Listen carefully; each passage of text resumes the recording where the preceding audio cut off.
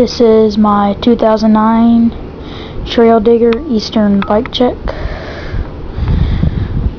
Ultralight handlebars, ultralight forks. Down here you can see them if they're green. Choker stem number 2. OGM rear tire. Pinner seat. I really like that seat.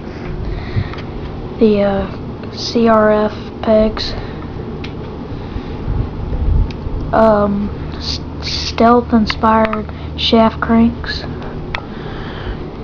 Tektro brake and lever. I don't know if you can see that or not, but it says Tektro right there. Chrome frame and green spokes and crank and handlebars and forks. It's a really nice bike.